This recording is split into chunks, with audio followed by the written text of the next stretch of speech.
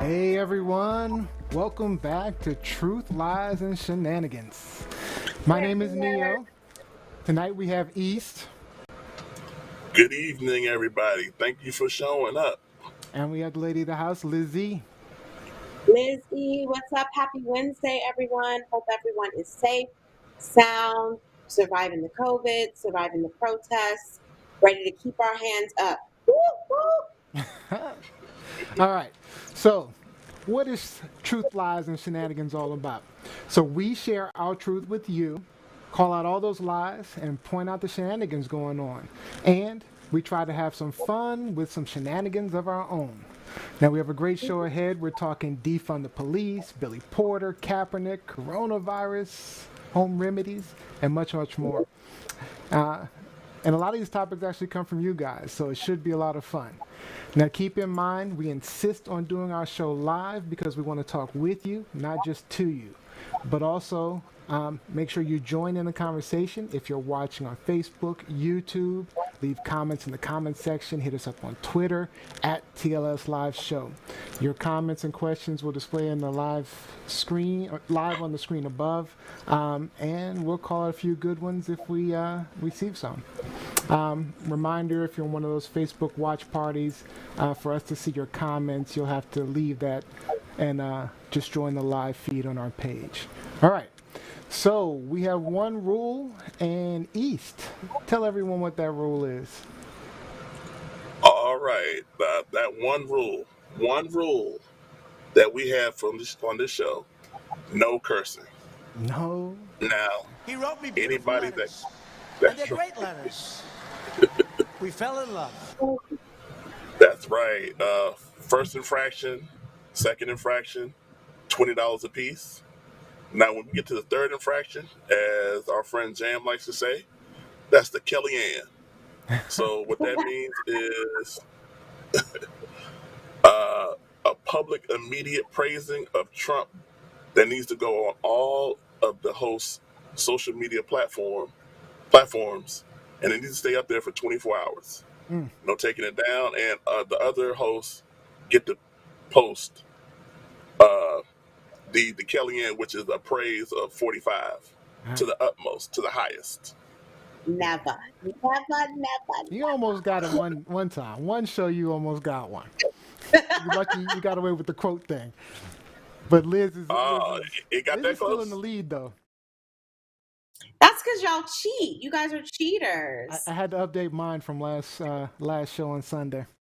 Cheater. Oh, you got one? Yeah. Oh, I got one.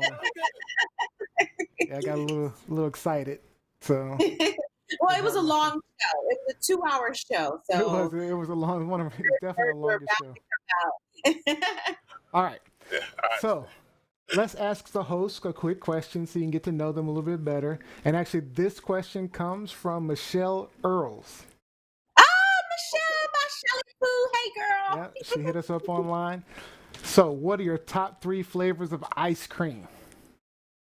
Oh. Top 3 flavors of ice cream. Sheridan goes first. I'm sorry, East goes first. We'll let East go first. I would go with Heath Bar. Heath Bar ice cream? Yeah. Okay. 31 Flavors used to have this flavor called Daiquiri Ice. Ooh. And I would have to say Reese's. Reese's. Okay. Reese's flavored ice. Lizzie? Definitely butter pecan. Now, let me just I should have prefaced this by saying I'm diabetic. I no longer eat ice cream. I can't tell. I probably haven't had ice cream in a decade. But back when I was being a bad diabetic and I was still eating ice cream, butter pecan, strawberry with a little bit of vanilla and lots of strawberry preserves on top. That you remember the McDonald's sundaes that you used to get, and they would just like pile on those strawberries. Yes. Used to love that. And then I'm thinking probably actually a dulce de leche. Got to get back to my Dominican roots. Oh, The dulce de leche. Yes. All right. okay. I'm going with it's a specific brand. Edie's cookie dough ice cream. Yeah. Okay. Oh, East knows I all could have about answered that. that one. Yeah, so I was addicted to that for a little while. But yeah, and I guess my other two are probably Reese's and I'm gonna go with cookies and cream. So those are mine. Hey, Neil, just say what you want to say. What? Edie's cookie dough. Edie's cookie dough. That's pretty much what And I want to say. it's okay. Let's see. Rob says Reese flavored. Anything is always the correct answer. And Ernest says, give Ben and Jerry some love. Okay. Yeah, that's true. That's true. They've been representing. All They've right. been representing. They have been. They have been. All right. Let's do some shout outs real quick. Anybody got any shout outs? What you got, Liz? East? So this is my first week of school teaching with the School of the New York Times. And I know because they're high school students, I can't encourage them to watch. But I still want to give a shout out to my students. We're at the halfway point this week. And so far, it has been an amazing week of learning and instruction and interacting with these youth. So shout out to the School of the New York Times. All right. East, you got anything? All right. I always like to give a shout out to the Sunday host, since definitely I can't be there. So shout out to B Girl. Oh, yeah. I know B-Girl she was held, great. she held it down. Oh, man. She She killed is it. Yeah, great. she held it covered down for last you. week. So now I'm looking Yes. forward to working with her one of these times. Yeah, definitely. Definitely. I got some shout outs. I got a shout out for Nola. I hope you're watching. I hope you're able to get on tonight. And we got some live from Nevada.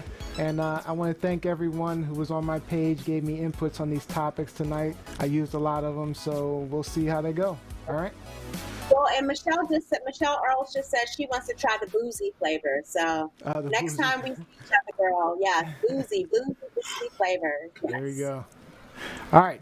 So tonight, how our show works, each host comes with a hot topic they want to discuss, with several hot topics they want to discuss, mostly based on the discussions they had with you online about what you want to talk about. One of our hosts will start us off, tell us, what's going on, then ask a question, and then we jump in and just let the conversation flow from there.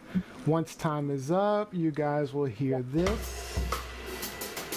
All right, and that'll let you know it's time to move on to the next host. And that host will talk about whatever they want. And remember, your comments and questions do help drive the conversation, so comment away. We'll call them out. All right, so today I think I'll start off with East. What you got, East? All right. Here to talk about actually a local story that went national. Here in the area where I live, there was a cyclist that was not having anything to do with Black Lives Matter. Man named, Pull it up. Anthony Bernard Brennan the third. Oh, that Bama. Okay. Yeah, biking on the trail. Should have been minding his business. Came across 3 young people posting messages related to George Floyd, Black Lives Matter, police just committed a lynching. And instead of just riding by on his bike, head down, not pay attention, if it bothers you so much, he instead confronted these 3 young people, and their ages are 2 19-year-old women and 1 18-year-old man. Confronted them, You ready for the video? physically assaulted them, and yes. All right. I mean, this guy is angry. And what's frustrating about this is that he pulled up to young women. He pulled up to young ladies. Hey, I mean, that's the man that he chased down. Yeah. What is wrong I with mean, he people? physically confronted these people for flyers. Now, there was a search for him for a little while, and he eventually turned himself in. He was arrested on 3 counts of misdemeanor simple assault, and he was released actually this past Saturday. I was reading that he actually has 2 adult children, 1 daughter, 1 son, and they say this supposedly doesn't represent who their father is. What? Really? Yeah, I was about to say, I beg to differ. Yeah, that I heard represents otherwise. who your daddy is. It's I clearly hate who to, it is. yeah, I hate to break it to their children, but that's who your daddy is. Sometimes you got to see who your father for who he really is.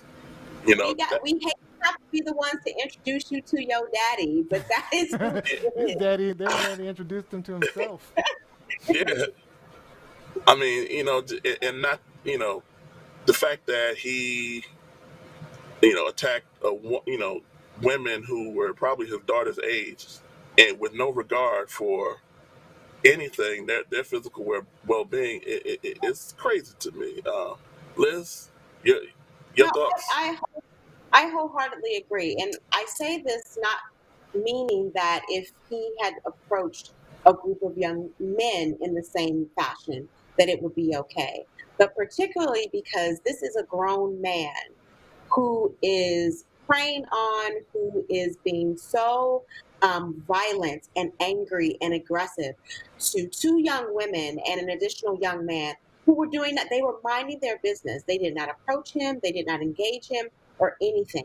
The fact that you will rush a young woman like that is insane and appalling. And especially since now East just informed us that he has a daughter at home.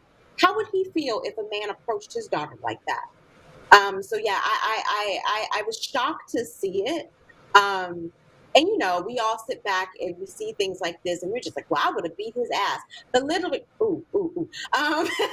But literally, I Check was yourself. I'm proud of you. That's right. I'm glad you caught yourself. Right. I almost missed it. I was I going was with the like, conversation. I told him $60. he would have Ooh. jumped on his back Some and just been organization. like pounded him why are people like this? Why that's just so frustrating to me. Yeah. I don't know. I personally don't get it. I just want to point out. So Mel Blaine said his attorney said he's been having a hard time lately in his life. She said, "Poor him, not acceptable." Ernest Cooper says, We've all been having a hard time. I haven't left my apartment in almost 3 months. Like he says who Ernest Cooper says he was who we thought he was. Mhm. Alex Hung says he hid his biking clothes and threw away his biking shirt.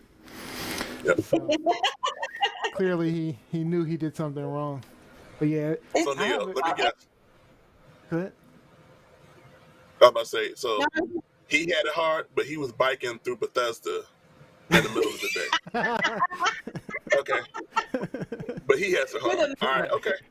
mean streets of Bethesda. Through the mean streets of Bethesda. Yeah. The hard Okay. streets of Bethesda. Lizzie Yeah, made a we good got point. She said, what if he has a daughter? What if somebody attacked his daughter that way? I have a question. What if a black man attacked his daughter that way? Oh, there you go, bruh. There you go, Neo. I mean, There he you would go. have been. It would have been It would totally have been different. called, it would have been beat down. It would have been another national news These would have been story, all like over the place. Uh-huh. all over the Oh yeah. all They over would have been looking for that brother all through the streets of Bethesda. the man. All right, Lizzie, you're up next. What you got? So we are back up to Colin Kaepernick. Oh, So I first started teaching at the CUNY School of Graduate School of Journalism back in 2017. So this was a little bit a year after Colin Kaepernick first started his protest. But I told my students then, this story is not going to go away. This story has a shelf life that's going to last forever and ever and ever. So now we're in 2020, 4 years removed, and we're still talking about Colin Kaepernick. We're still talking about his protest, and it has taken on so many different angles and faces and facets. So now where we are is the NFL has decided, under the umbrella of all of the backlash and response to George Floyd's murder, and how that looks in the face of Colin Kaepernick's initial protests about police brutality, about how we are unfairly treated by law enforcement, and how he decided to protest that with taking a knee during the national anthem in football games, and the NFL wasn't having it. Now the NFL has decided they want to. Roger Goodell decided he wanted to apologize. They believe in Black Lives Matter. They believe in our push for equality, and he apologized for not supporting any of the athletes who were protesting. But he never once mentioned Colin Kaepernick's name, right? Right. So in the light of that, a lot of people were saying, that the NFL owes Colin Kaepernick an apology. The NFL should sign him now. That would be the best remedy for this situation. That would placate everyone. And there's been some pushback with that. People are saying, no, he shouldn't play.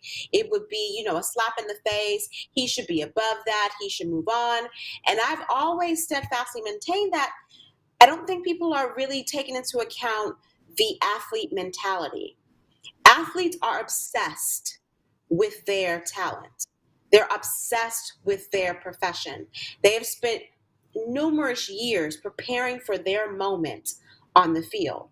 So we got word this week that from Colin Kaepernick's agent that he is reportedly still determined to play in the NFL. He still wants to play. So his agent has reached out to all 32 NFL teams to see if there's a taker.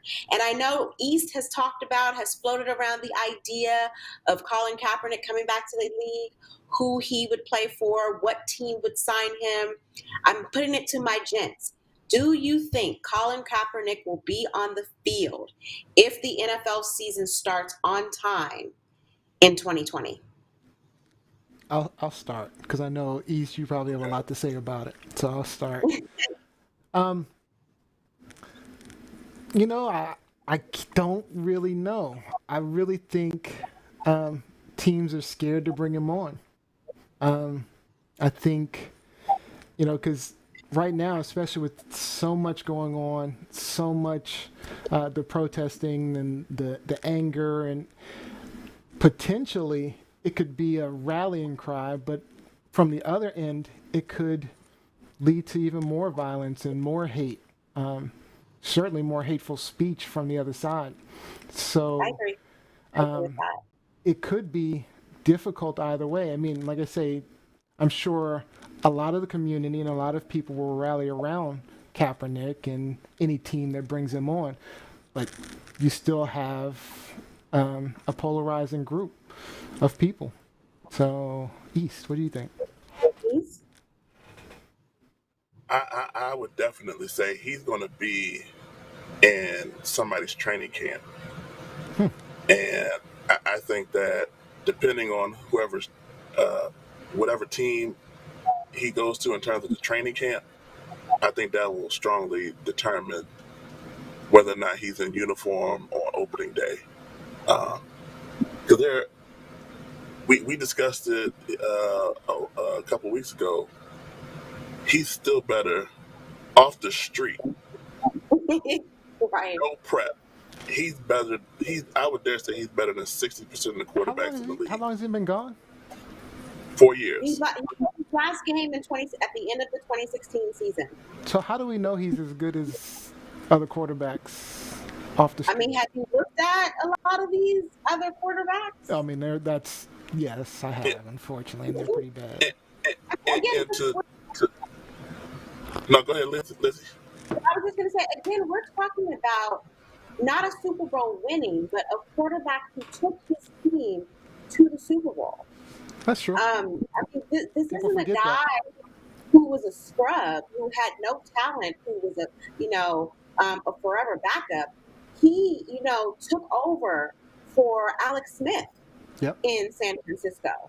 Alex Smith, who is now on the Washington team's roster. So we're not talking about the Anacostia. We're not talking about, just like some, player who's been playing, scrub ball, Pop Warner football still on the weekends. Like, he has a legitimate resume. with the NFL.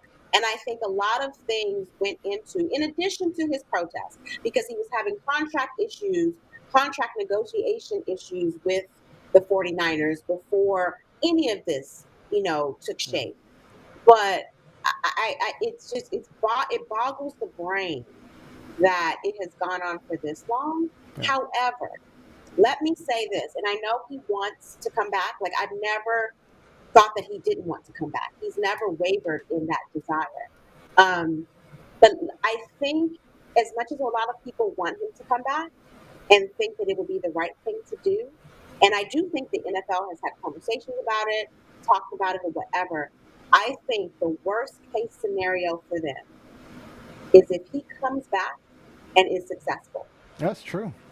That makes them look like the biggest a-holes on the planet. I mean, they are. They still look like that. But they still hide all of that. But for all of the fans who've been pro NFL and he's a scrub, he's this, he's not any good, if he comes back and takes a team, not even to the Super Bowl, but even to the playoffs, that will silence a lot of people out here. Yeah. And it makes the NFL look like the gumps that they are. Yeah. I mean, he was, people are going to point to the record he had his last year. I believe he was 1-10 as a starting quarterback. But that was a really bad 49ers team, number one.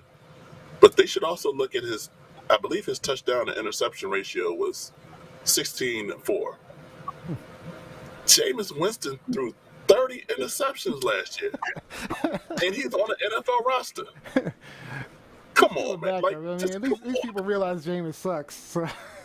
Yeah. And Jameis has a problematic history himself. Like, we're not talking about an angel with Jameis.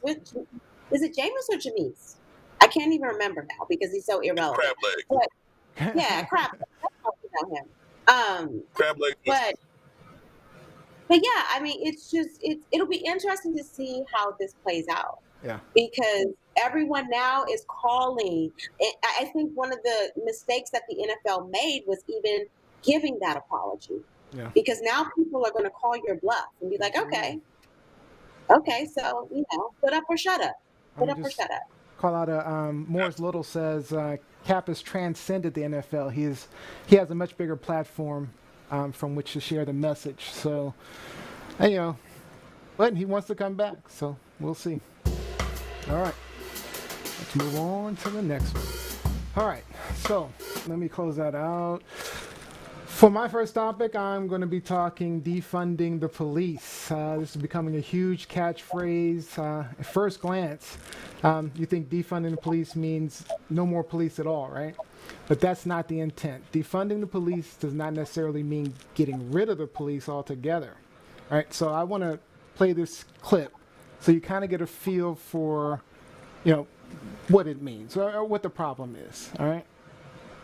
Is above challenging. It is. We're asking cops to do too much in this country. We are. We're just asking us to do too much. Every societal failure, we put it off on the cops to solve. Not enough mental health funding. Let the cop handle it. Not enough drug addiction funding. Let's give it to the cops. Here in Dallas, we got a loose dog problem. Let's have the cops chase loose dogs. Schools fail. Give it to the cops. 70% of the African community is being raised by single women. Let's give it to the cops to solve that as well. That's too much to ask. Yeah, I didn't get that. Policing was never meant to solve all those problems. So that is former Dallas police chief shortly after the shooting of 5 Dallas police officers after the protests for the murders of Philandro Castile and Alton Sterling. So, he's right.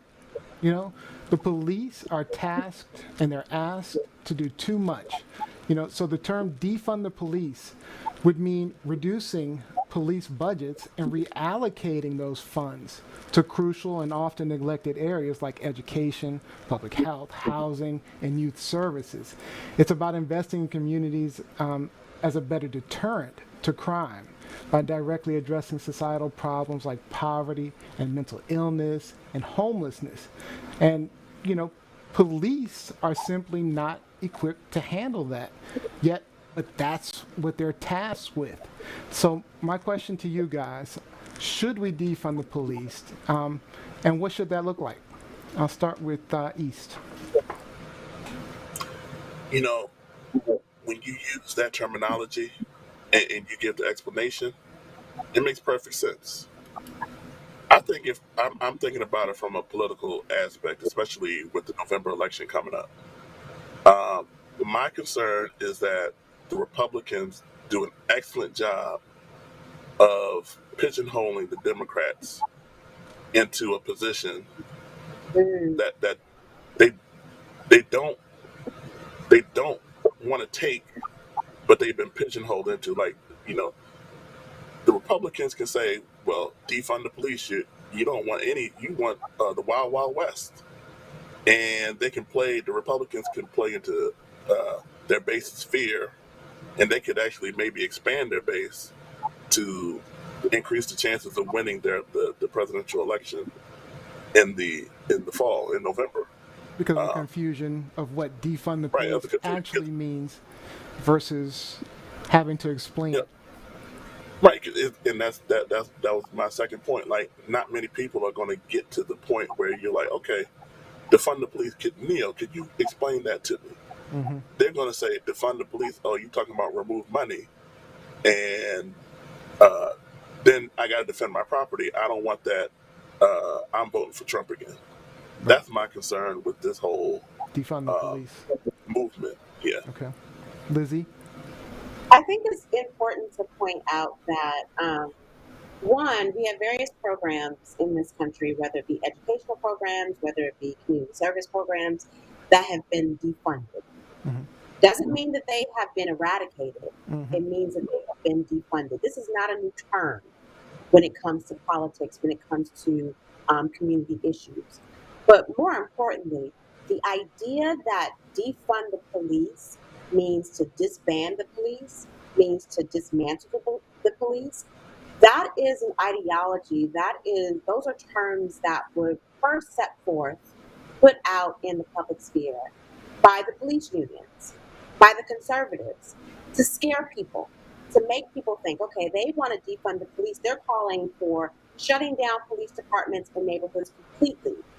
And that's not what it means. Right. I had so many conversations this week with people about the actual term. About defund. And my first inclination is to be like, okay, well, if you're confused about it, you can't say you're against it if you don't know what it means, if you don't know what the movement is talking about. Right. So why don't you be proactive and educate yourself about what the movement is calling for? Yes, it's calling for not putting so much money into police departments, especially in Washington, D.C., where the mayor has just approved, I think it's a $19 million increase of funds for the police department. We're talking about reallocating those funds to other areas, one, so that the police departments aren't burdened with all of these additional activities, aside from serving and protecting the community, but also so these programs in the community can be, this money can be assigned to those programs. Mental health, recreation for our youth, education, healthcare, the elderly in these communities. These are things that have not been tended to for years. And so I think a lot of people are on both sides, aren't really coming together and paying attention to what this actually means. East makes a really good point about, and I agree with him, that Republicans and Fox News do a great job at spinning. So you hear defund the police, and if you look at the supporters of Donald Trump, most of them tend to not be highly educated. So it's easy to spin defund the police because it sounds like you're not giving the police any money. But I just want to show one thing real quick. We actually showed this video on Sunday. of this gentleman who is clearly in mental distress, having an issue. They're trying to get him into the ambulance, and this police officer basically assaults him. He's not breaking any laws, not performing any crime, but then he's attacked by the police officer for no apparent reason, just because he's walking around and refusing to get into the ambulance. He actually agreed to get into the ambulance. But he's clearly in mental distress, right? So what if we reduce the funding for police and instead call someone like a mental health professional or a mental health policing unit, a completely different aspect? We're not calling the police, we're calling a mental health professional to come on. I mean, East, you do this for a living, right? So you deal in the mental health profession, and I've seen your badge, so I know you have a badge. So, not saying you would go out and do that, but there could be a unit designed for that. Or there could be a unit designed to help with overdoses or drug addiction and things like that.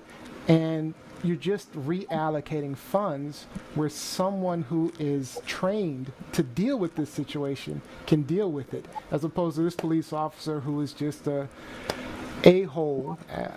I wanted to say the word. So, what do you think? Can I jump in there before East? Go ahead. Because I think it should be noted that if you go from the video from the beginning to the end, the initial police officers on the scene and the EMT people that were on the scene for this particular incident, they did treat this guy with dignity. Mm-hmm. They were talking him down. They were calm. They were trying to de-escalate. They even said to him, I'm here to help you, brother. What do you need?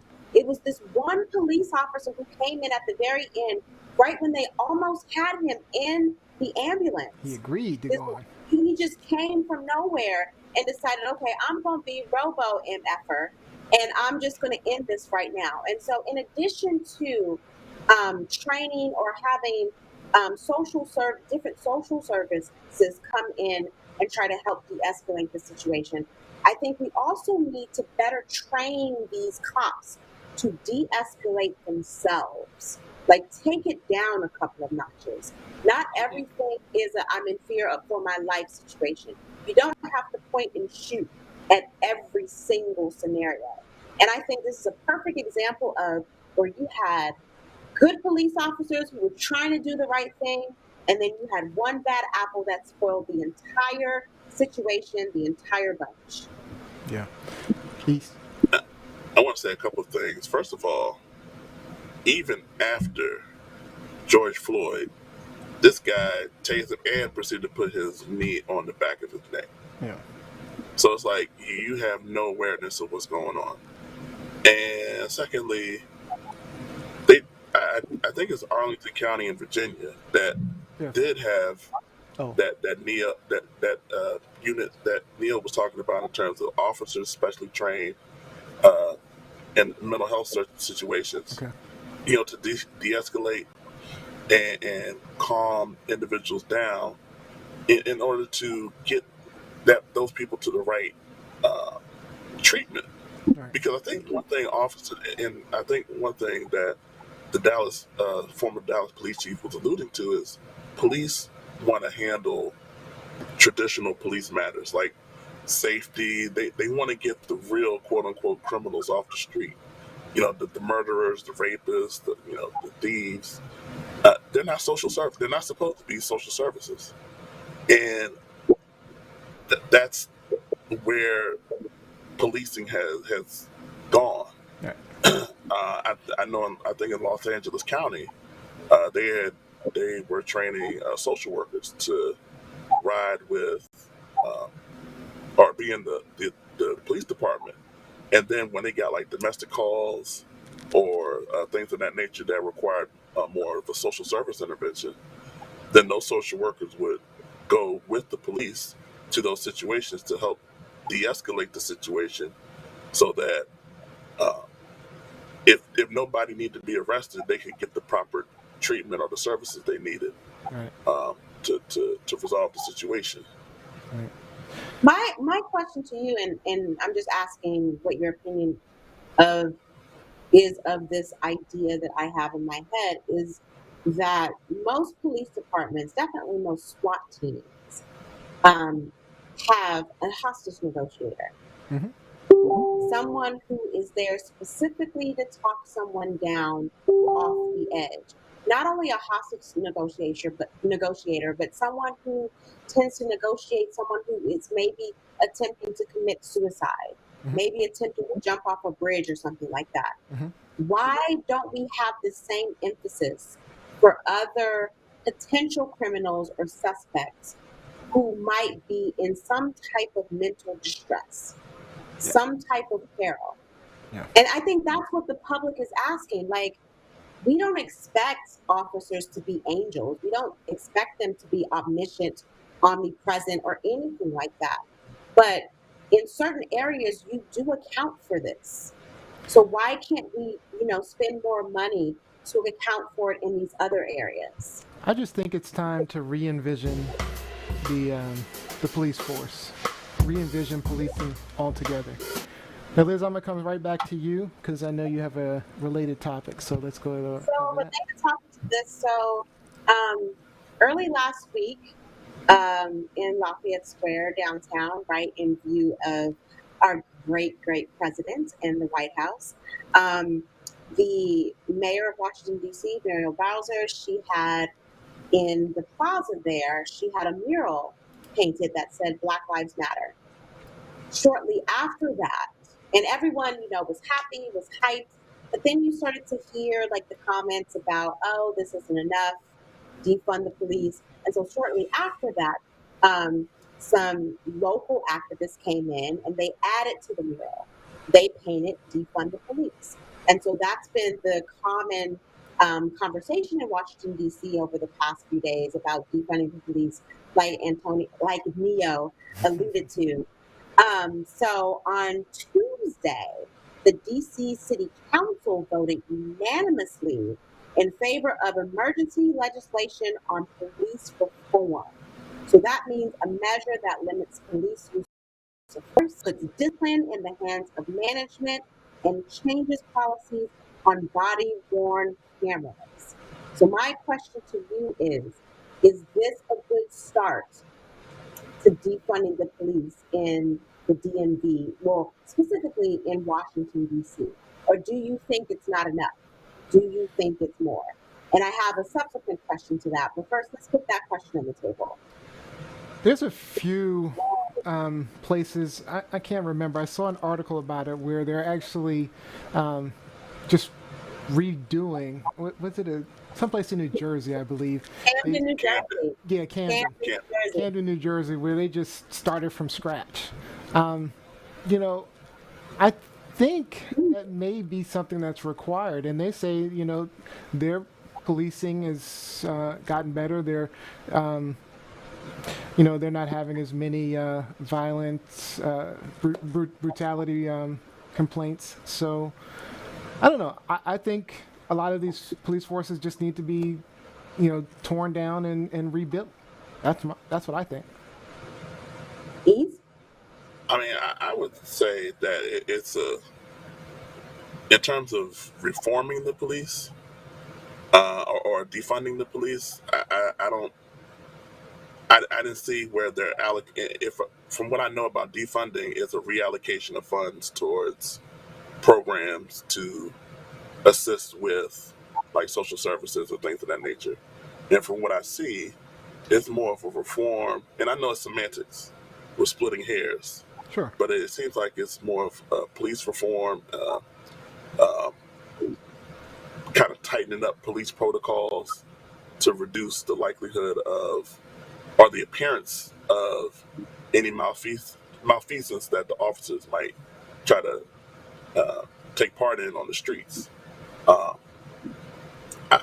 I never understood the whole body cam situation where um, when there's an officer involved shooting, miraculously the body cam was not engaged.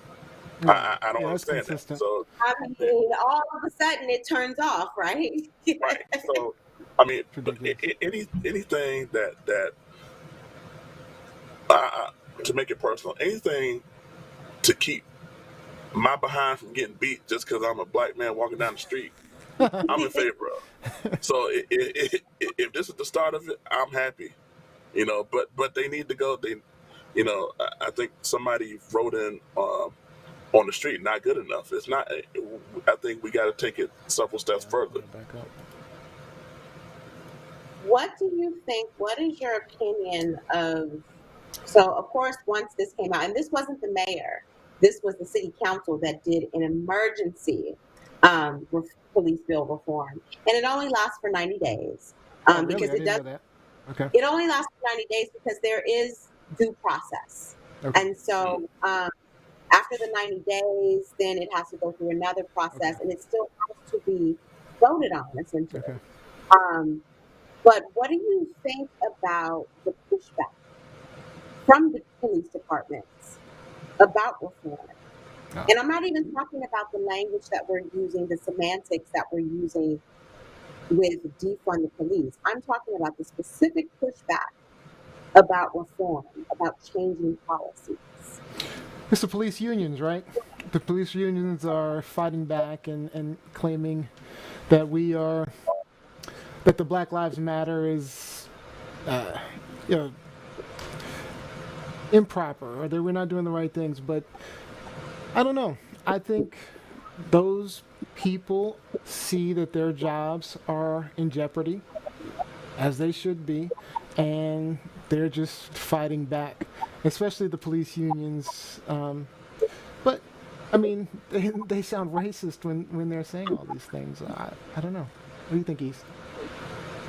I mean, you touched on it. And I think anytime you can try to get older professionals to change Yeah. how they've been doing anything for 15, 20 years, or when you're trying to change a culture of how things have been going for many decades, you're going to get pushback.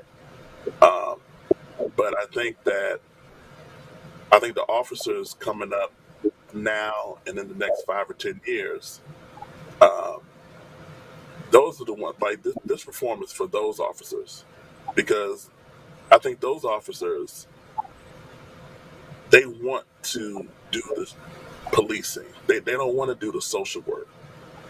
They don't want to do the social services. They don't want to have to deal with overdoses in the street, or unruly kids. I mean, these are social issues, and I would think that it might take a generation of police officers to kind of cycle through before you see real change in the culture of policing. I think, like Neil said, I think their first trepidation is jobs. Um, but to me, you shouldn't have to worry about your job if you're doing what you're supposed Right to do. there. Right. If you're doing job, can I just add Go ahead. one more thing before we go? I think that I think that all of the pushback that comes between police unions and police officers and people who in the community who are asking for change, I don't think I've ever seen a group of people who are so resistant to change, even though they demand change from everyone else in the community, Absolutely. everyone else to do better, everyone else to act better, and not resort to criminal tactics. But I don't think I've ever seen a group in this country that believes that they are so above and beyond reproach, that they're so untouchable, that how dare we ask for them to change the way they've been doing something. And I think that's what grates on most people's nerves, is that there's no compromise. There seems to be no compromise with a lot of these police unions. It's like, how dare you? We are in your community, and if it wasn't for us, then your community would be. And so you have no right to ask us to change our policies, and I just don't understand that logic, Yeah. because everyone else is held accountable when we do wrong. Yeah. But they feel as if, no, you can't touch us, you can't critique us, nothing. We just have carte blanche to be the mafia, and that's it. Yeah, the police unions have been protecting cops for years, especially the bad ones. I just want to read some comments online. Alice Hung says it makes sense if people are willing to listen and understand what defunding police means. Also, she says in Montgomery County, Maryland police have 27 weeks of training, and they need to address everything. Ernest Cooper says de-escalation is greater than escalation. All right, so East, you're up next. All right, kind of change the topic a little bit. Still dealing with racism. Racism. I don't know how many fans we have of the television show on CW called The Flash. There was an actor by the name of Hartley Sawyer that had a recurring role on that program. I watched The Flash. All right, yeah. Yep. There it is. A little boring lately, but it was a good show.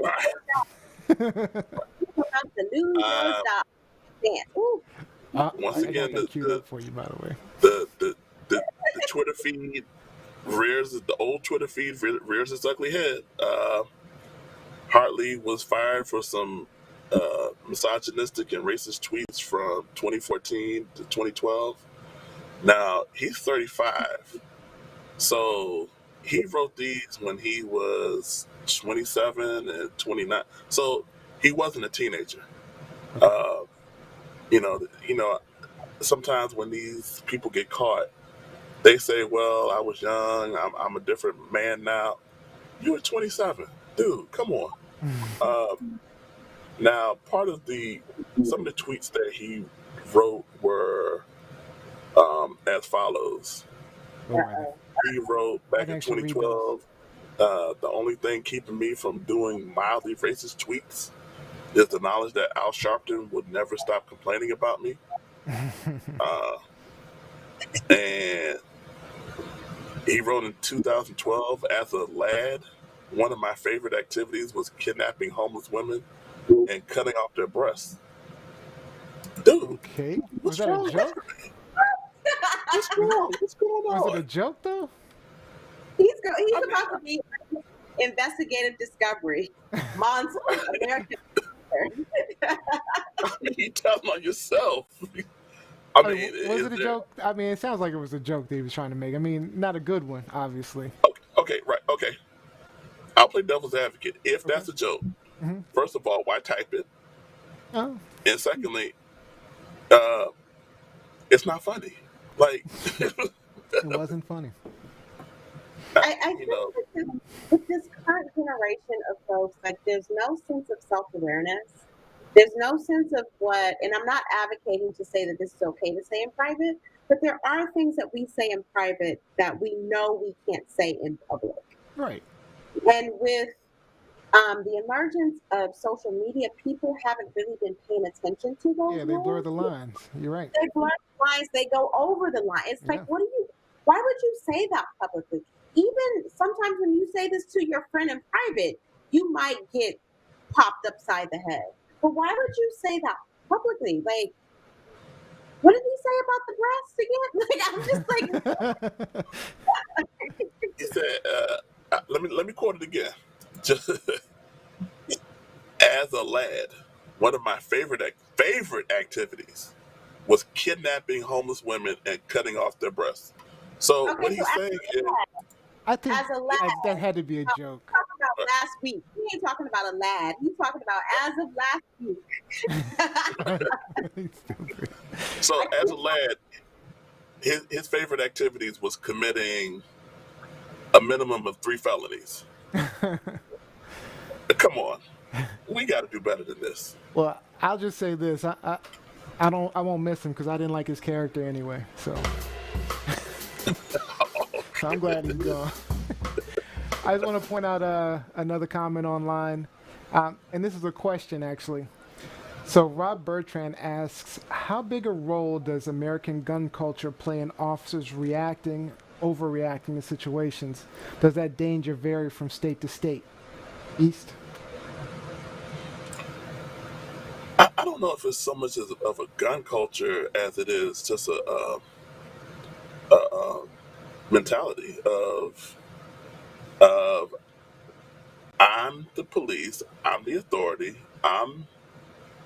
I'm the bad behind on the street. This is my block. What did Training Day? Oh yeah. Yeah, I knew you were gonna say that. Yeah, you're not good. Y'all just live here. I'll run this.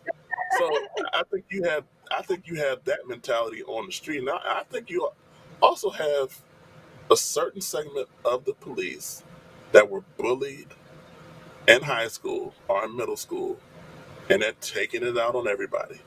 They're like, I got my badge, and if you mess with me too much, I do have my gun, but I have my badge, so I can pull you over. I can do what I want to do. So I think it's agree. more, yeah. I agree, East, and I think that, and I don't mean to downplay how racism plays a role in this, but I do think in certain situations it's an underlying role. What's in the forefront is these are people that have been waiting for this moment. Hmm. Doesn't matter if you're black, white, male, they've been waiting for this power trip Yep. to be able to take over someone and exert all of their energy and anger onto that person. In terms of the question that was posed, I do think it plays a role. But however, if you look at some of the footage of the protests, the interactions between police and protesters over the past week, a lot of the police officers who were overly aggressive were not using guns.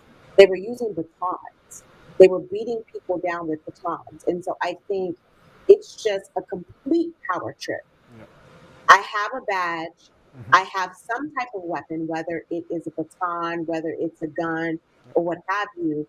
And I am going to exert my power and my force over you to dehumanize you and to get you into submission. I agree with that. And I know that Rob lives in Canada, and the policing system's a bit different there. Um, but yeah, no, there's no question that it really comes down to personalities. I know that I was reading that I think it was the number 3 job for psychopaths was a police officer. So it just tells you the type of people that we're hiring for those positions. All right, so we're supposed to move on. We're running over. All right, so I'm going to take the next one. You guys ready?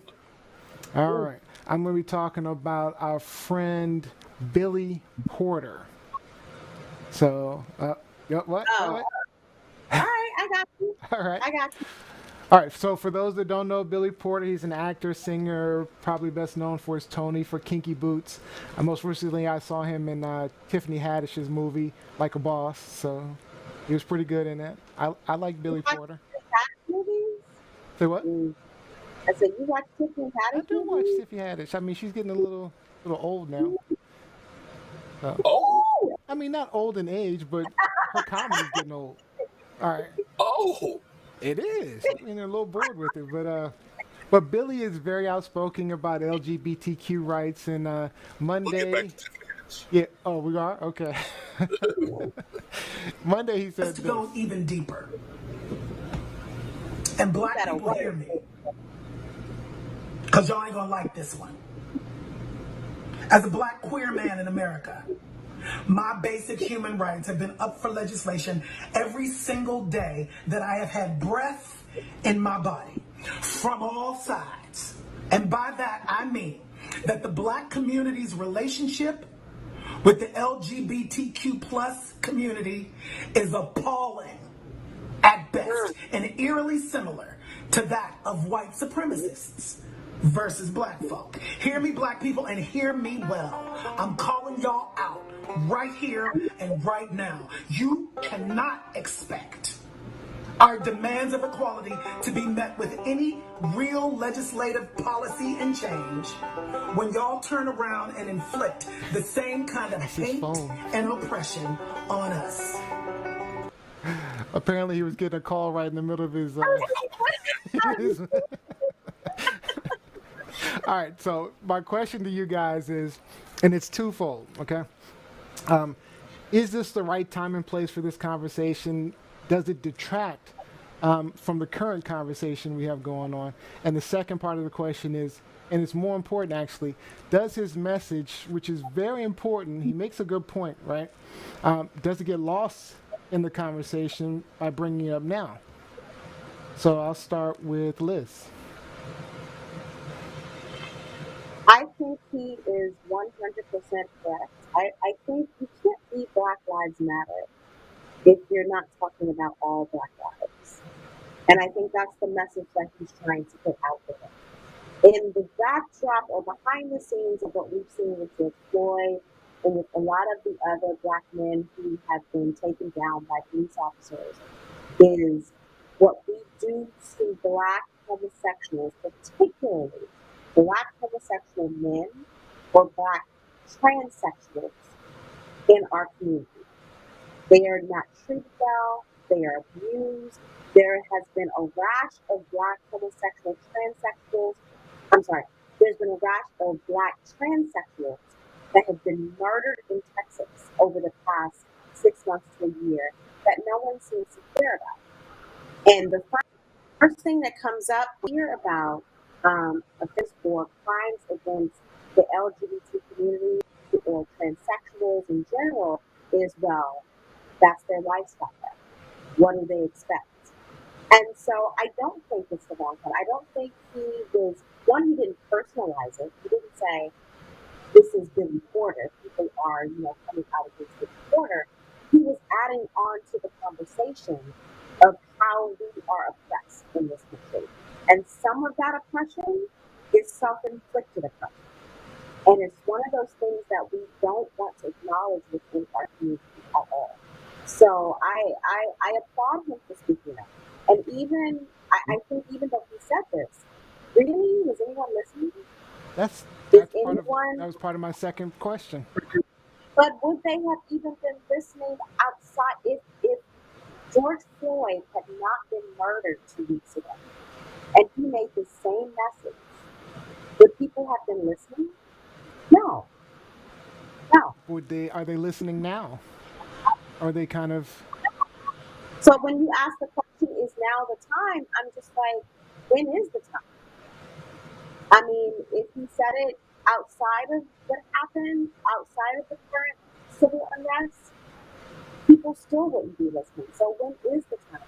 You would assume or you would hope that Black Lives Matter would acknowledge this and assign this to a part of their movement and say, hey, this matters too. And this doesn't take away from anything that has happened with the young Black men that we're talking about, that have been murdered on television, in the public sphere, by law enforcement. But at the same time, this is also something that's happening in our community that we appear to let go by the wayside and not care about. before I let East talk, I'm going to just read a comment from Ernest Cooper. He said, we can't tell a marginalized group when and where to protest. All right, East. I was talking to someone earlier this week, and I kind of equated to, when you have company over Mm-hmm. and you have to excuse company to have a family discussion. Mm-hmm. Like, white people, y'all are great. Thank y'all for coming out to protest, but we need to have a conversation internally as African Americans within our community about some stuff that it has been going on for too long. And a part of that is how the LGBTQ plus community is treated still within our community. Like things have been happening to that community within our culture since we were young, and I would have thought it would have abated as we got older, and they're still murdering transgender prostitutes in on Eastern Avenue and on the Maryland DC line. Um, and the worst part about it is I think people do it because they think that nobody cares about these people. Like it's just we're just gonna throw them away like garbage, and that's awful to think about. But we have to have an internal conversation. Um, I think Porter definitely brings up a strong argument. I do agree with Lizzie that I think it's gonna fall on deaf ears right now, but you got to start it now, so that when he comes back to it, and I don't know Billy Porter, but I get the feeling we gonna come back to it, and he's gonna say, "All right, y'all, since we let's get back to what I was saying back in 2020 about how we treat uh, gay and lesbian and all these people within our community. This has to be resolved at a certain point." And protest is supposed to make you uncomfortable.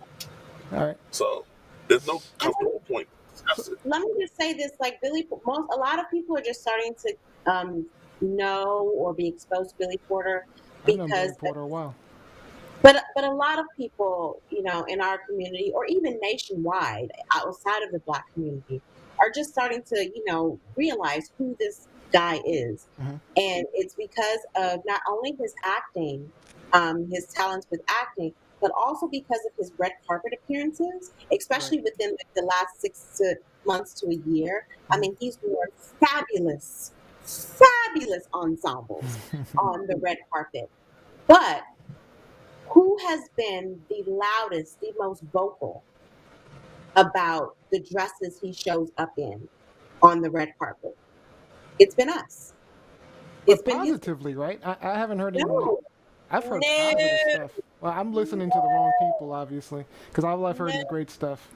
I think, well, I've seen some good stuff, but and usually the issue comes, unfortunately, usually the issue comes with fellow Black males. I've seen a lot of people who've been pissed off that, this Black man has the nerve to walk down the red carpet with a dress on, not only a dress, but a couture dress on, with his head held high. I It's mean, rubbed a lot of, it's rankled a lot of feathers. I don't know And why I've seen positive stuff about him exclusively, in my opinion. That's what I've seen. I've seen a lot of, I've seen some, I'm not going to say I haven't seen anything positive, but I've seen a lot of negative stuff as well. And so I think that speaks to what East was saying, is that this is a conversation that we should have had decades ago. Right. And we still keep pushing to the side. All right, before we close this out, I want to share this because this was my initial feelings on what he said. You might have changed my mind a little bit, though, I have to admit. But here we go. I want you to listen to this. And this video came from Alice Hung. Do we know what time and place is? You know what time and place is. There's an opportune and a right time to say things and a place to say things in order for it to be there's effective. a little bit of right? profanity. I've been reading a lot of comments, specifically from my Asian You American get brothers and assigned sisters those. saying shit like this. Well, David, there's Asian plight too. There's a lot of stuff that we go through as well. Okay, who the fuck said that we don't go through shit as well? See, here's the problem. A lot of the times, you guys think that when you go through something, or when somebody else goes through something, it takes away from your pain. Like, hey, look at the shit that I'm going through. They're going through stuff, but I'm also going through stuff. Who the fuck said you weren't? Who the fuck said you weren't? But time and fucking place. Now is not the time nor the place to bring it up, as the country is burning. As these people are fighting for their civil rights that haven't been given to them for hundreds of fucking years. See, time and fucking place. Their pain doesn't take away from yours, and nobody fucking said that it did. Now, he was talking to Hold on. Asian Americans. I just want to say, this was not about Billy Why Porter. didn't have So, beeps? Why have the beeps? what are you talking about? I have no idea what you're talking about. Go ahead. You want to say something? No, I understand what he says when a lot of people deflect, when they do a lot of and it happens a lot. However, Billy Porter is a part of the community that we're talking about. That's the difference here. This is a Black man talking about, in addition to what you have seen on television, this is also happening two black men. But he's Two talking black. about a different community. Let's be Well, real. I mean, he's part of the black community, but he is talking about issues with a different community. It's the same type of violence, though. It's the same Sure. community, and and there are police officers that are involved in that type of violence. Oh, no question. So it's the same conversation. Do you So think it's I white think supremacy? It's equivalent to white supremacy? what The plight of LGBTQ men from black men. do I think as black folks we think we are superior? Heterosexual black folks, do I think we think we are superior to homosexual or transgender or bi black people or people in general? In general, absolutely, I think we think that. Okay. I think religion has a lot to do with it. I think um, selfishness has a lot to do with it. I think conceit has a lot to do. I think ignorance has a lot to do with it.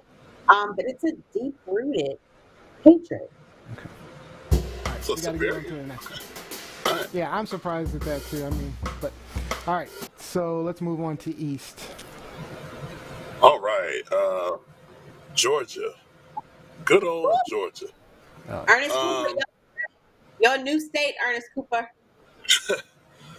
uh, Georgia had a quote unquote catastrophic issue when it came to voting, but it seemed to only occur in certain areas of the state.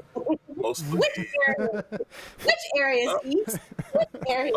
mostly Fulton County, Cobb County. If people don't know where Fulton County is, that's Atlanta, Okay.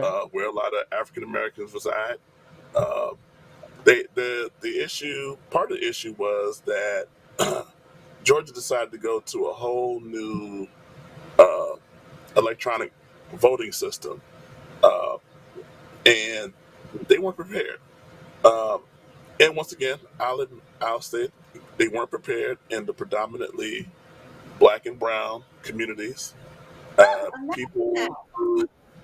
People reportedly were waiting in line for 3, 4, 5 hours to vote, and it I was heard up to frustrating. It was 6 hours. hot. It started raining. It was horrible. And the Secretary of State, Brad Ruffensperger, said that it was unacceptable and that they're going to open up an investigation into the election, and they're trying to fix it in advance of the November general election. Um, I mean, this is predictable. Stacey Abrams talked about this in 2018 when she ran for governor. In advance of that election, Brian Kemp, who was not only running for governor, but the Secretary of State, therefore he was controlling the election, he kicked off 500,000 voters prior to the gubernatorial election. Um, this is kind of like the Republican playbook. If you can't win fairly, steal it. So Lizzie, any, It's so exhausting. It's so exhausting. My question is, and someone should pose this to um, the leader of the political system, the polling system in Georgia. Why aren't you guys thinking about the big picture? Why aren't you guys laying out on a map, in an outline, the worst case scenarios? Oh, we know why. Because there's a specific group that you don't want to vote. There's a specific group that you want to disenfranchise. So I don't think these are mistakes. These are things that, oh, we're sorry. No, these are very specific things that are happening as it relates to voting. Like if these were predominantly Republican areas, if these were predominantly white areas, we wouldn't have these problems. And again, like I don't mind standing in line voting. I once told a friend in New York City, because she didn't want to vote because she didn't want to stand on the line. And this was years ago. Probably, I don't even remember what year, but this was years ago. Probably the last Obama election. And she didn't want to stand online, blah, blah, blah. And I was like, Heffa, we just stood online for 3 hours for a Jimmy Choo sample sale, and you can't stand in line to vote. Jimmy. What is this saying? Like, where do you come from with this logic? So Um, but it speaks to also the idea that this is the reason why a lot of the GOP and a lot of the Republicans don't want the mail-in ballots, because with the mail-in ballots, they don't have that much control to keep people from voting. right, Whereas this way, because they know there's going to be 6-hour lines. I exactly, mean, if we look at Maryland, but the thing is, how do we know that these were engineered? Do we really feel that these were engineered? Because in Maryland, we had the primaries, and people were standing in line for 2 to 3 hours as well. And it was in various different areas, mostly highly populated areas, because a lot of people, I was hearing that people who were running the polling stations couldn't get the volunteers because they were scared to come out because of COVID-19. So are we 100% certain? And I'm not trying to say that there's not a problem, because clearly there is a problem. But are we certain that this was some type of engineering as opposed to a problem due to the times that we're in right now? yes, because they didn't account for it. They didn't plan for it. And it's Intentional. not, You're saying that's intentional. I think that's intentional. They didn't plan for it. And it's not like these things weren't happening before COVID-19. Mm-hmm. Maybe not to this degree, maybe not to this extent. Um, but they didn't plan for it. I mean, it was the same down here. I don't think it was this bad. No, not But 6 hours, but I'd had people that I know that were in lines for almost 3 hours trying to vote in Maryland. and like I said, we were in line in New York for 3 hours in, like, what, That was Obama. 2012. And I mean, I just, I had my iPhone. I was fine. Okay, we standing, whatever. East, you had something? But to your point, like reportedly in Georgia, with these new machines, the pollsters who did show up were not trained Right. properly. So you had a minimum amount of Workers. electronic poll voting machines. Mm-hmm. You had people who were either ill-equipped or unprepared to assist voters as they use these machines. And to everybody's point, considering COVID-19, with physical distancing, there was only so many people that could be allowed into these polling stations to Right. cut down the number of polling centers. I spoke to a college friend from Georgia. He said that he early voted last week. He didn't have any problems. And I think one thing that we might have to do as a show or just as a community, highly encourage early voting. And mail-in voting. Yeah, so don't forget. I've seen these stupid posts about people saying, I stand in line, we don't mail. Those are from the right wing. Those are from the people that don't want you to vote. Mail-in voting is a good thing. Spread the word. Everybody needs to vote. So I did a post about that maybe a couple of weeks ago, because I saw that very same meme. So annoying. And it's such a false narrative. It's so annoying, and it's just not true. Right. One, how do you think the military in this country, the people who are a part of our armed services, who cannot be physically in the United States to vote, and there are thousands, tens of thousands, how do you think they vote? Mail-in ballot. That's what our president did. That's what the president has done if he's voting. He and most of his staff are mailing in their votes. The very first time I voted in 1992, I did an absentee mail-in ballot because I wasn't here. This is not a new thing. Yep. The Republicans want you to think that this is a new thing, and it's not. It's something that's not good. It's not trustworthy. But it's been going on for years. There are states, there are cities that the majority of their citizens do a mail-in ballot. Yep. This is nothing new. All right. Lizzie. Oh, okay. So we're going to lighten up the conversation for this evening. When I say lighten up, it's kind of a twofold statement, because we are talking about COVID-19. So I had a conversation with my students the other day about how most of the people who have been diagnosed with COVID-19 coronavirus aren't in the hospital. Most of the people who have the virus are recuperating at home, outside of the scope of the doctor, outside of everyday medicine. And so one of my students talked about an article that she read about home remedies for COVID-19, not only to cure COVID-19, but home remedies to prevent you from getting COVID-19. Okay. And so that had me thinking, like, So okay, chloroquine. even beyond, honestly, even beyond that. And it had me thinking about, our history, especially our history as persons of color, as Black people, how we tend to sometimes prefer holistic medicine versus traditional medicine. My mom is from the South. My mom is from Florence, South Carolina. And so I grew up with every type of home remedy, root, voodoo, whatever. I grew up with a lot of stuff, most of which I rejected. Voodoo By the works. way. Yeah. Voodoo, Santeria, I reject all of that stuff. But I did some research a little bit this week, and I found that a lot of people, especially mostly a lot of elderly people, a lot of older people who are set in their ways and they are used to rejecting doctors, one, because they don't trust doctors, two, because they don't necessarily have insurance, they don't have money to pay for doctors, to pay for medicine, so that they're at home, they're cooking up all of these concoctions in their living rooms, in their kitchens, by their bedside. So let me just go over and then I'm going to throw it to you guys, whether or not you would use some of these things. All right, let's if go. you trust some of these things. So the first COVID remedy, hot beet juice, ginger, and Epsom salt. And you have to drink it? You drink it.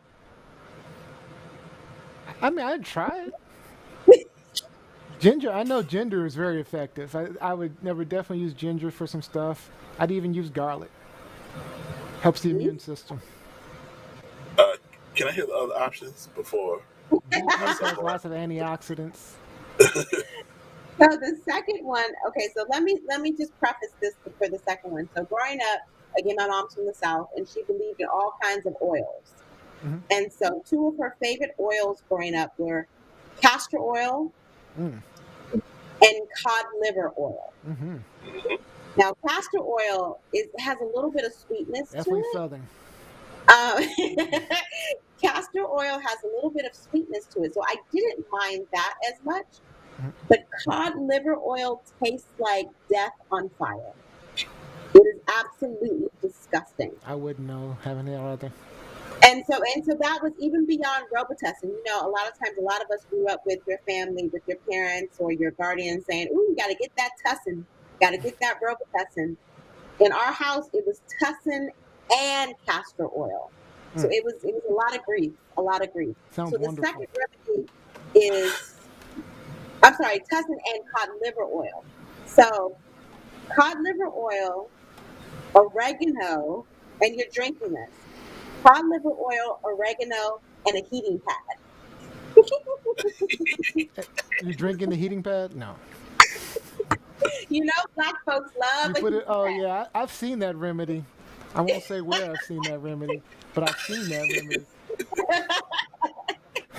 Black folks love a heating pad. Give me the hot beet juice. If those are my two options, I'm definitely taking the beet juice with the ginger. I have one more. All right. One more option. All right. I see Mel says I drink my ginger tea every day. But does she drink it with hot beet juice and Epsom salt? I don't know about all that. And Mike Winter says take some ginger ale, some cod liver oil, and take a nap. No, I won't do that. Go ahead. What you got? What's the last one? Greasing your throat with lard or Vicks Vapor Rub. So one or the other, lard or Vicks Vapor Rub. So you put it on your throat, in your throat. On your throat, and then wrapping your neck with wet, dirty socks, and sleeping for 12 to 24 hours. Wait, so on the outside of your neck. Yes. So lard or Vicks Vapor Rub, and then wet, dirty socks Why does it have wrapped to be around your dirty? neck. That's Yeah, why that's does that be dirty? that's what the recipe says. What's the value of the dirty socks? Why can't it just be a sock? Does it have to be outside dirt or inside dirt? I mean, Or shoot dirty's dirt. dirty? Dirty dirt, dirty, dirty, dirty, dirty. Mel says she Um, adds turmeric to her ginger tea, by the way. I actually now I take a lot of turmeric because it helps with your liver, and some of us consume alcohol on the daily, so we need as much help as we can get for our liver. So I take a lot of turmeric. Ooh, I would do yimmies. Asha root, apple cider vinegar, and cayenne pepper, ginger, and garlic. Those all sound great. That doesn't sound bad. That doesn't sound I would bad. do that. But again, let's talk about the dirty socks, which I will. No, I can't do it.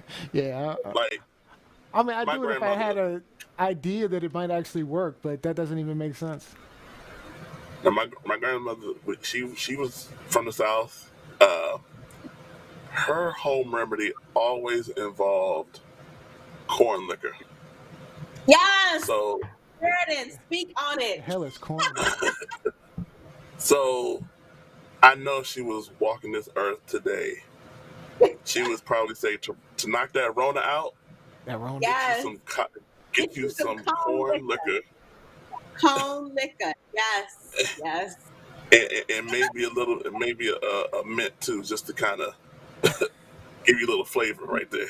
How is it that every Southern mother, grandmother, auntie had a bag full of peppermints somewhere? Yeah, right by the chair, right there, just right there. Right there. In her purse, in her bag, in the drawer, on the side. Mike Winter says Jameson cures everything, and Mel says, I heard that works. Laugh out loud. Again, there's some alcoholics in the audience, so maybe they need to hear it as well. All right, so we gotta get moving. We're running over time. This is the last topic for the hot topics. All right, and we got your boy from Facebook. Oh, that's your boy, No, your guy. No, I'm done with him. I'm absolutely done with him. Now, this topic comes from Liana Jones. As most of you heard, the Twitter CEO started fact checking the president, censoring things he says that go against the terms of their use. But of course, Zuckerberg decided to publicly condemn Twitter and then say that he would not fact check or censor any of the president's messages, no matter how hateful or vile or untrue. But the problem is that Zuckerberg is censoring everyone else, including us, by the way. I just want to point out. Including us. Yes, I just want to point out, I tried to post this from the other day, from our last show, and they actually said I couldn't do it. They blocked me. I mean, okay. I kind of understand why they blocked you. But they said it had nudity in it. It's no nudity in this thing. I'm kind I of got glad. it out there anyway, so I don't care. It's not really him, by the way. It's an art project. Honestly, I think he's probably much worse. I think that's a fair representation. Anonymous claim that they put that out, but that's not anonymous. That's an art project that somebody was working on. So, but the point is, they're censoring everyone but Trump for some reason. So advertisers are running all the hills from Facebook, and I mean, I'd love to get away from Facebook, to be honest with you, but it's our main platform right now, and so we're trying to get it out to the people. But what could fill Facebook's gap? Any ideas? Any suggestions? How can we fill the gap of Facebook? Replace Facebook? Who could step in? What do you think? Is Twitter enough? No, I hate No, Twitter. I can't do Twitter either. I'd love to, I mean- but Twitter's just not my thing. I was thinking about that. My thing was, I was thinking about if Biden wins, will he take on Facebook and some of these big behemoth organizations, Google or whoever, like the government did with Ma Bell back in the 80s? You know, will they just say, hey, look, y'all are too big, you're too big, you're a monopoly, no one can compete with you, you have to break it, you have to break up. I see what I see what Melrose. I mean, you know, that, to me, that's Black Planet. Black Planet. Yeah, Black Planet. You know they're both still out there. What is Black Yeah. Planet? I don't know what that is. It was like the Black MySpace. Oh, okay. Yeah, like, I mean, but in my mind, I can't think of anything right now that can supplant Facebook or even at the viable option.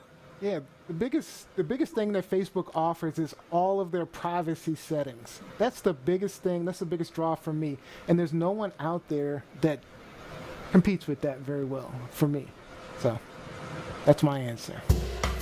All right, we're all done. So let's move on to some Insecure. Close out our show with a little fun. All right. Now we missed last week's Insecure conversation, so I'm gonna play both promos. We'll start with Low Key Happy.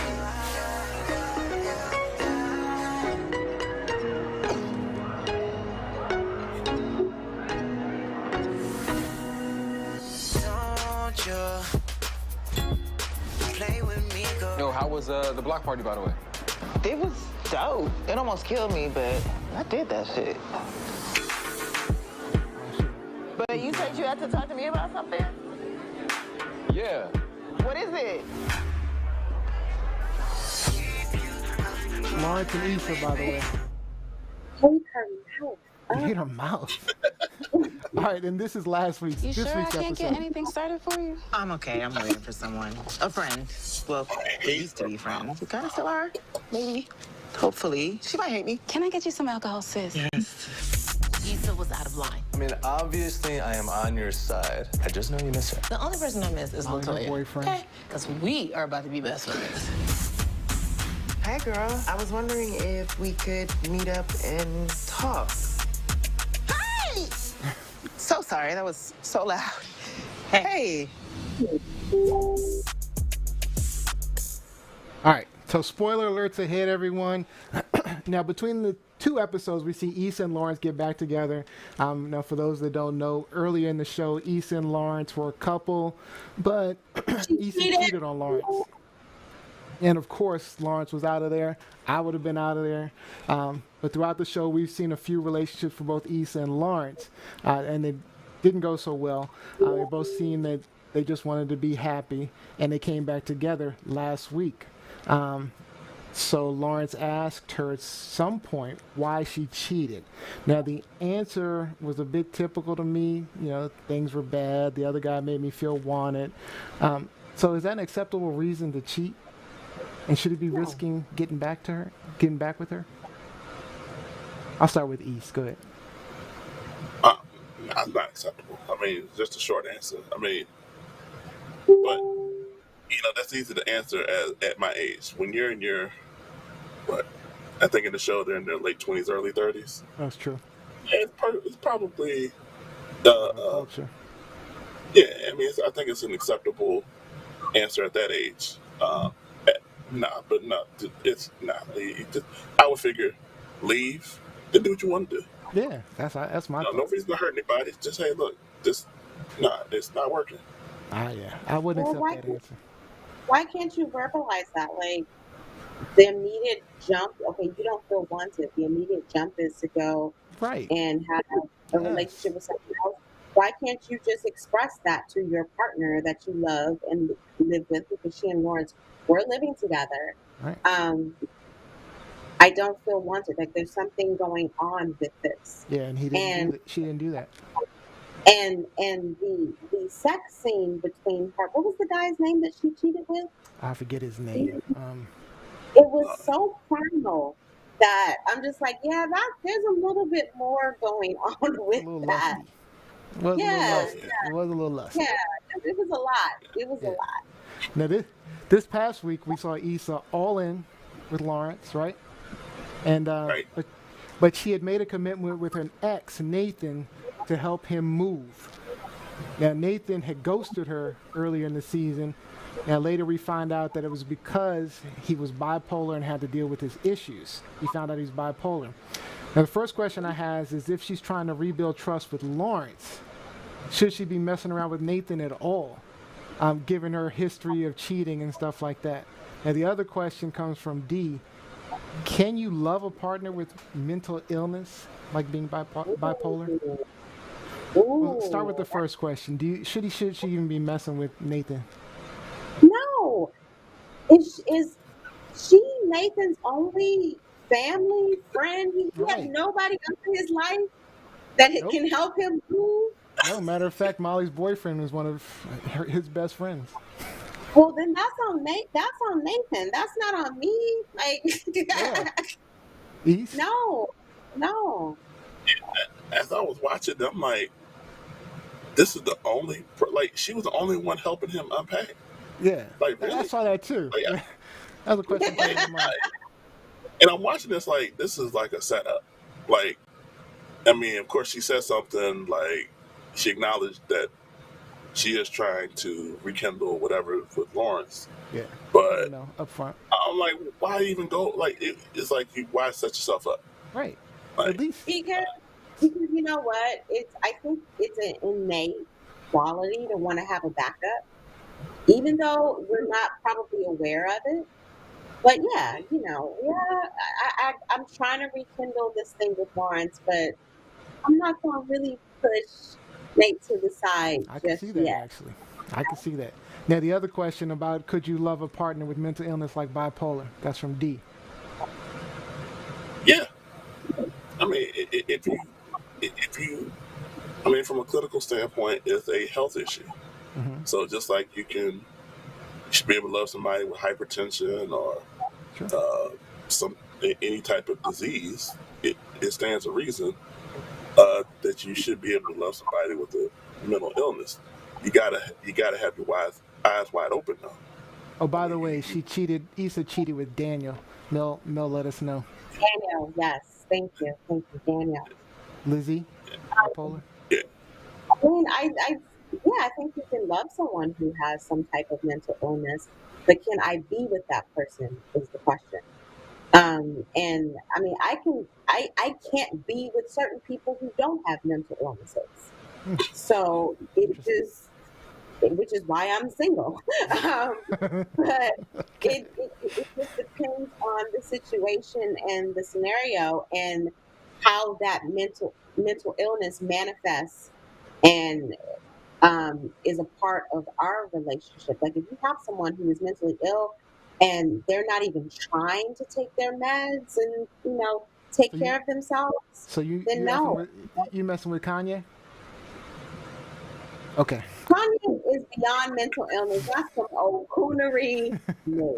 And Kanye either. Kanye don't want this smoke.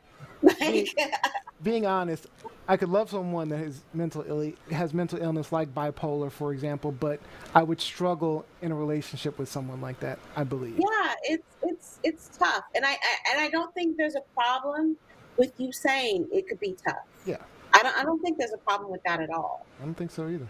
All right, and the last question. Now we see Issa really trying to rebuild her relationship with Molly, but Molly seems kind of resistant, right? And she shares that with her boyfriend, and during an impromptu house party, Molly accidentally sends a text intended for her boyfriend Andrew to Issa, and that text said, "See, I'm trying with her," or something similar to that. But, Nah. Yeah, Issa was out. She's like, okay, this is, she decides to leave, and while she's waiting for her lift, Molly comes out and trying to talk to her, and they have a conversation. But it ends with Molly saying, maybe who you are now and who I am now just don't fit anymore. And Issa says with tears in her eyes, okay. Then Molly replied, okay, as though she was expecting something more. So my question is, what in the hell was you expecting Issa to say? I just want to know, what was she expecting Issa to say when she says that? I think she was probably expecting an attempt to at least fight for it, not to immediately acknowledge it. Okay. And that's not to say that they're going to come back and have like this beautiful, friendship again and run off into paradise. But I think people expect you to fight for them at least a little bit in the beginning. But then Molly wasn't fighting for Issa. That's the thing that bothers me. Molly was just not fighting at all. But their relationship, and I think part of what's playing out is their relationship is very similar to a boyfriend-girlfriend relationship. As best friends. And, I don't know. I don't know what she was looking for. What do you think, Issa? I mean, first of all, I wish Jam was on the show. I do too, actually. Because he would crush Molly. I ain't enough. No. Not definitely, Lizzie. You're more than enough. But just Jam has this. He has a disdain Jam for goes Molly. all in on Molly. He what? And he hates Molly. Jam goes all in on Molly. Okay. Yeah. He can't stand how she's treating Issa. Issa in terms of their friendship. Maybe you should be on this show because I don't really like Issa. So yeah, maybe that would have been a good backing for it. Yeah. But yeah, like you said, I think Molly expected the back and forth, and she didn't get it. Yeah. Mel says she wanted her to beg. Yeah. Probably. I don't think Issa should have been begging for that. I think this is a good insight for people, even for Black women or non-Black women in general, about how difficult our relationships can be. Yep. The ups and downs, the highs and lows, how intimate our relationships can be without us even knowing it. Right. And how we get so hurt. Like, I think you mentioned it can be like an actual relationship. Mm-hmm. Like, your girl is probably closer to you at times than even your man. Yeah. And so when that breaks down, it's heartbreaking.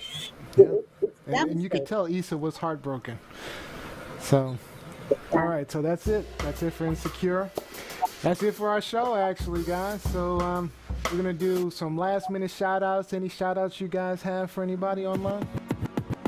I think we saw Mel was very out there. We had Mike Winter. Oh, my God. And hopefully he's still watching. Today is Mike Winter's birthday. Happy birthday, Mike. Happy birthday, Mike. Day. Whoop, whoop, whoop. So happy birthday to my bestie.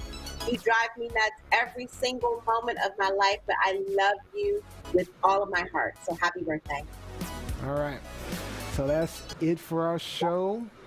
I'd like to thank everyone for joining us. We hope you had a great time. Don't forget, like us, follow us, subscribe at TLS Live Show and www.tlslive.show. We love seeing all the great discussions going on the Facebook page. Now, we'll see you Sunday, 4 p.m. Z will be here, going deeper on white allies and discussing cancel culture. So that should be a fun. Now, we didn't have a game tonight, so I'm going to close it out a little bit differently. And yep, you know what's coming. You know what's coming. Here we go. Are you detaining me? You about to lose your job. You about to lose your job. Get this dance. You about to lose your job because you are detaining me for nothing. You about to lose your job. You about to lose your job. Get this dance. You about to lose your job. Oh my goodness. You about to lose your job. Get this dance. You about to lose your job. Get this dance. You about to lose your job because you are detaining me for nothing. You about to lose your job. Get this dance. You about to lose your job. Get this dance. You about to lose your job because you are detaining me